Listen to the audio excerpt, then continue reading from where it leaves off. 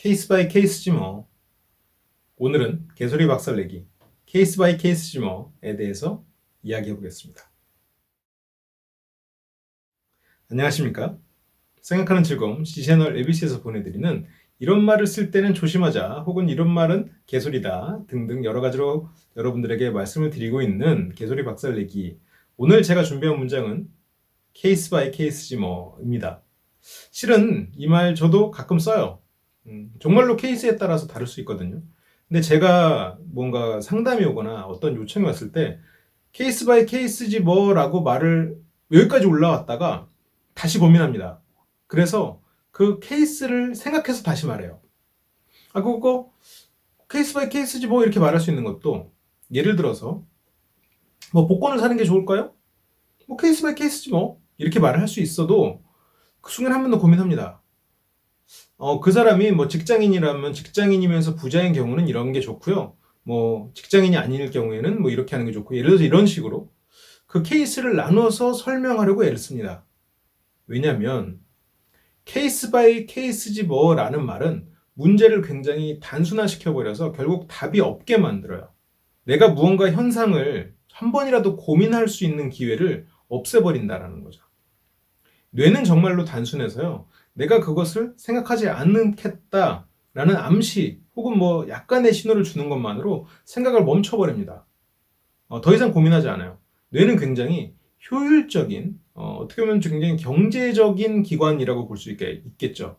왜냐하면 그렇잖아도 고민을 많이 하거든요. 뇌는 그렇잖아도 엄청나게 돌아가요. 그래서 굳이 뇌의 주인이잖아요, 우리는. 주인이 야 그거는 뭐 굳이 뭐 신경 안 써도 될 것 같아 라고 하는 순간 거기에 대해서 아예 신경을 꺼버립니다. 그러면 그 현상에 대해서는 더 이상 나는 깊이가 없는 사람이 되는 거예요. 그리고 이런 케이스 바이 케이스지 뭐라는 거는 실은 지구인의 모든 사람은 키가 커라는 말이랑 똑같습니다. 지표면보다 위에 있으니까. 지구에 있는 모든 사람은 키가 작아라는 말이랑도 똑같습니다. 하늘보다 아래에 있으니까. 그 무엇도 설명할 수 없다라는 얘기예요. 무엇도 깊이 있게 보지 않는다라는 얘기죠. 굉장히 막 철학적이고 열려있는 사람인 척 하면서 실은 그 현상에 대해서 이해가 전혀 없는 상황일 수 있다라는 거죠. 뭐 복불복이지 뭐, 케이스 바이 케이스지 뭐.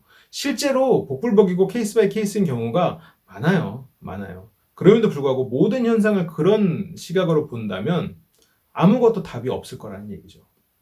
우리의 뇌가 얼마나 경제적이냐면요.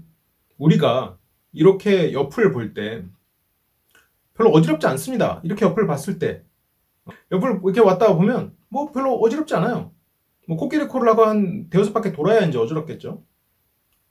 그런데 여러분들이 지금 제가 방금 한 정도를 영상으로 찍어서 이렇게 보면 어지러워요. 이렇게 한다고 보자고요. 어지러워요. 그냥 이렇게 한 두세 번 해도 안 어지러워요. 하나도 안 어지럽습니다. 왜 그럴까요? 왜 그럴까요?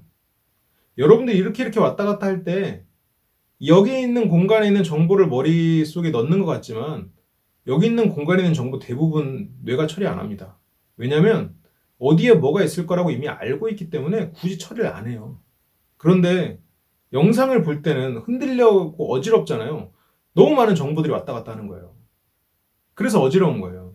정보를 과도하게 처리해야 되니까. 뇌가 이렇게까지 경제적입니다. 지름길을 찾아내는 데는 귀신 같아요. 그러니까 이 뇌는 뭐랄까요, 굉장히 영악한, 영악하고 잔꾀에 능한 직원이라고 할 수 있겠죠. 아무래도 우리 몸 중에서 뭐 이런 표현이 맞는지는 모르겠지만 가장 몸을 안 쓰는 놈이잖아요. 머리만 쓰는 놈이잖아요. 우리의 머리는. 그러니까 이렇게 잔꾀에도 능하고 그러지 않을까 싶어요.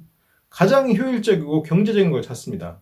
주인인 내가, 나의 의식이, 물론 그 의식이 뇌에 있는 거지만 제가 좀 의인화를 하면서 조금 분리해서 말씀을 드리자면 그 의식이 뇌한테 시킬 때 정확하게 야 이거 우리 한번 고민해보자라고 말하지 않고 그냥 내가 한번 그 뭐 지름길을 제시하는 순간 뇌는 절대로 돌아가거나 주변을 살피지 않습니다.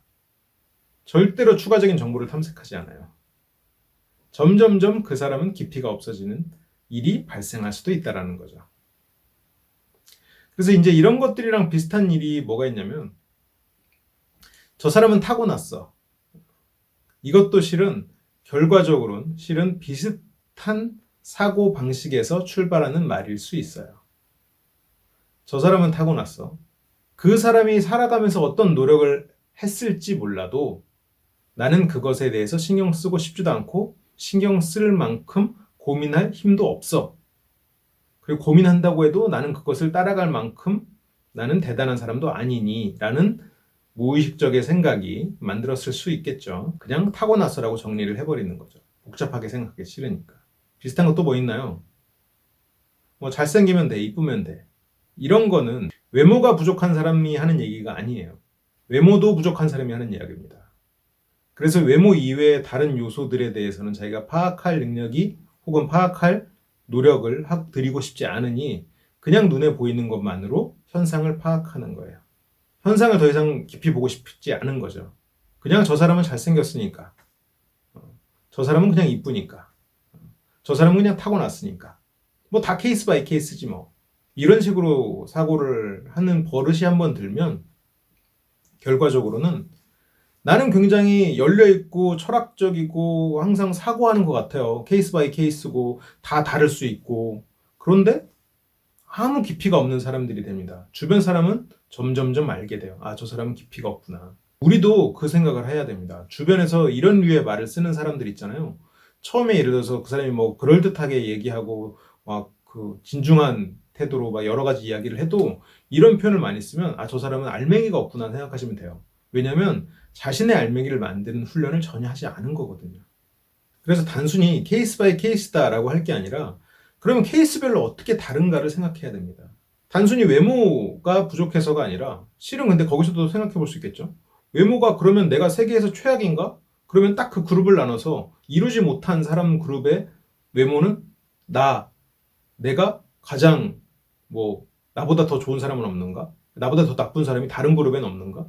실은 그렇게 고려해봐도 자기의 말이 잘못되어 있다는 걸 알아요. 근데 그렇게 고민은 못하는 거죠. 이제 그런 고민을 해봐야 됩니다.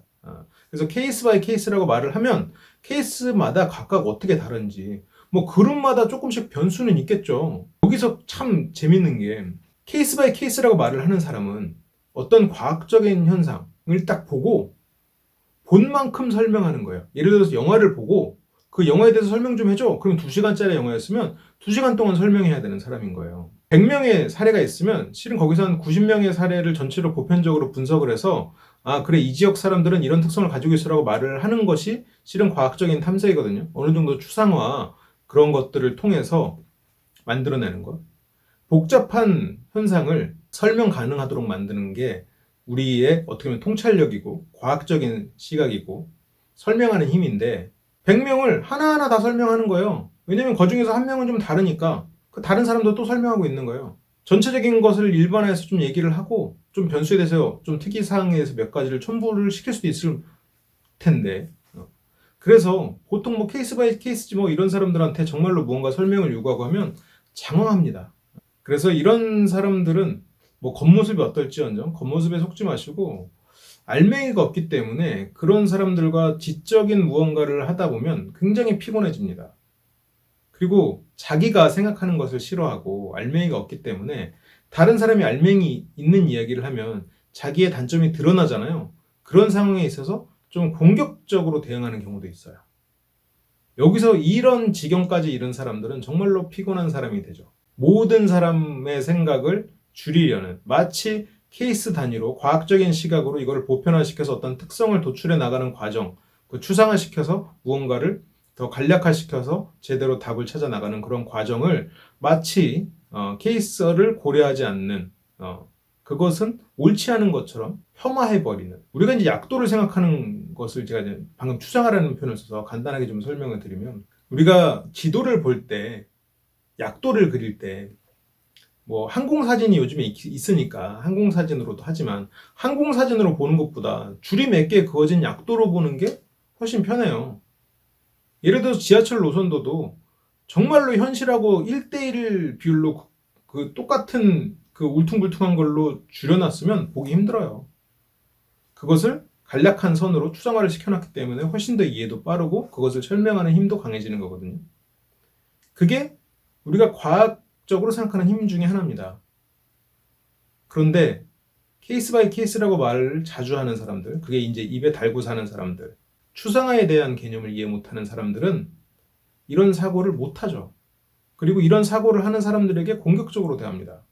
자신이 과학적이지 못한 사고를 하고 있다는 것을 인정하지 못하기 때문이에요. 단순할 수 아는 사람이 복잡한 것도 해결할 수 있습니다. 2시간짜리 영화를 보고 2시간 동안 떠드는 사람이 뭘 할 수 있겠습니까?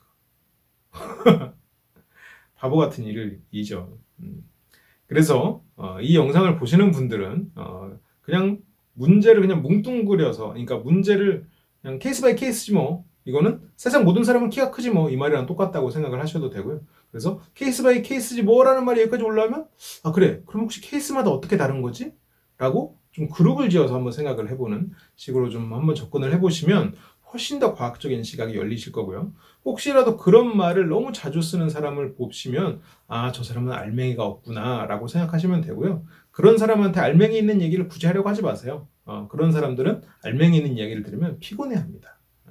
그리고 자신이 피곤해하는 걸 드러내지 않기 위해서 또 케이스 바이 케이스 뭐 류의 이야기를 할 거예요. 마치 자기가 굉장히 생각을 깊이하고 이미 다 알아서 전체가 기준이 없는 걸 나는 파악했어라는 식으로 이야기를 할 테니까요. 그냥 저 사람은 저렇게 항상 가볍게 살아왔구나. 어쩔 수 없지 뭐 라고 생각하시면 됩니다.